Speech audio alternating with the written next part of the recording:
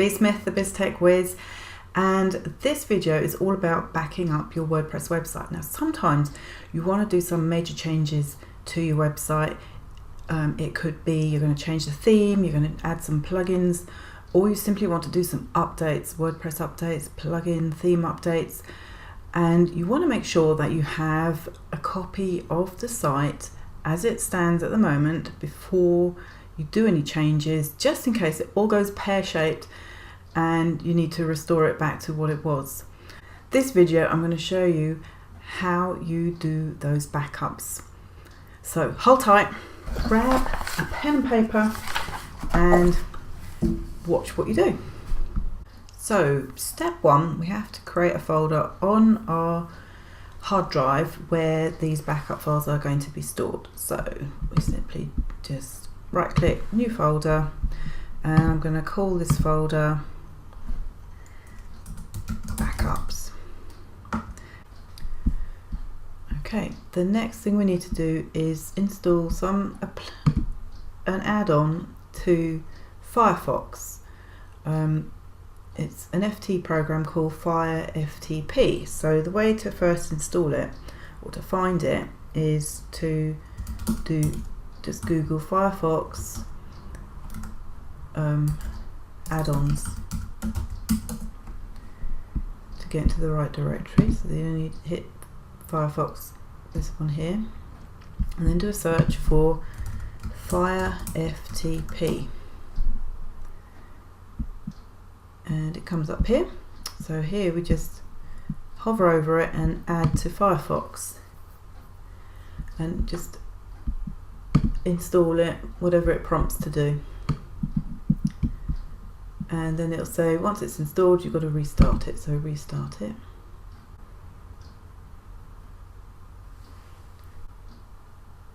There we go, and then we go into tools and web developer, scroll down, and here it is, Fire FTP. So we open that up.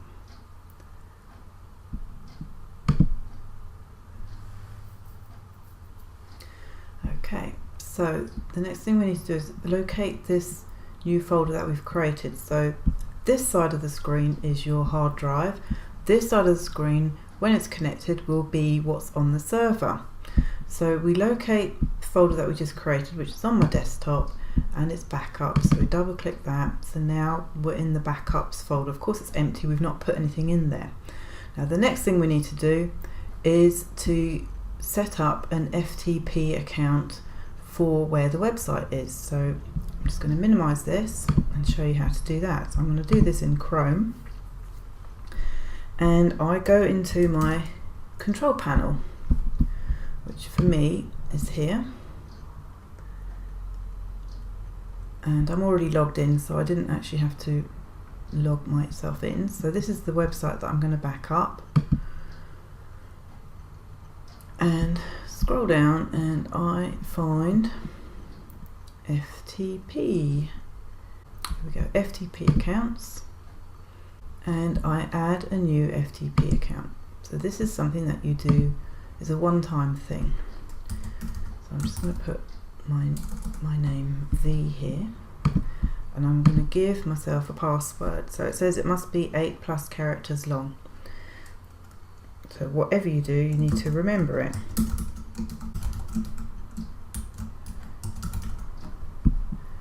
And we leave this blank and then create FTP account. And there we are, it's created.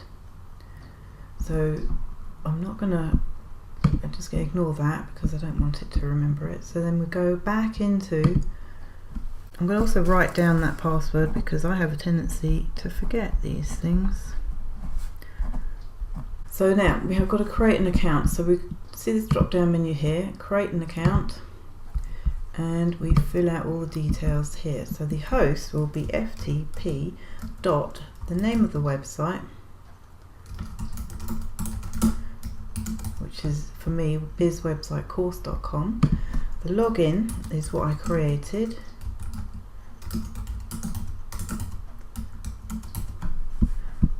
and the password is what I also created. And I hit OK. and then I hit connect.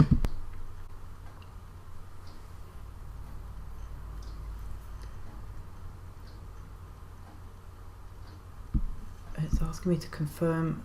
Let me just double check that I have actually got. It's v@bizwebsitecourse.com, so let's just make sure. No, I've done the wrong one, that's why. v@bizwebsitecourse.com, and the password, let me retype that in.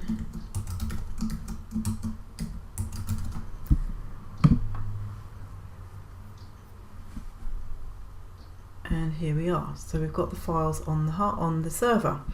So where I now need to go is to double click on public_HTML, and these are the files that I need to copy.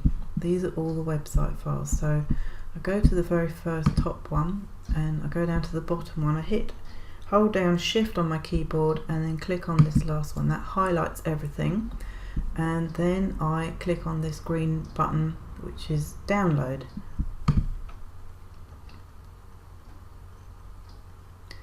Now it may take a while to do that depending on how big the site is, but it gives a countdown up here. You can see how many files are left and what percentage, and that's just whirring away. So whilst that's doing that, the other file that we need to download is the SQL folder.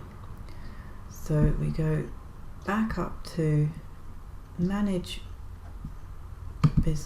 bizwebsite.com, and then we need to scroll down here, MySQL databases. There looks to be 2 databases here. So these are the 2 databases that are related to this website. You may only have one, but we go into backup and restore, and then we choose this facility here, download a database backup. It then asks me which one, so I'll just select the first one and proceed. Are you sure you want to do this? Yep. Get rid of that.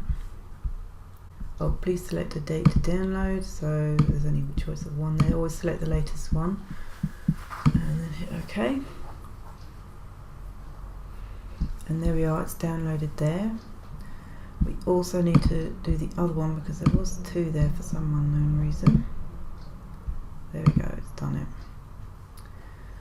So that's those 2 downloaded.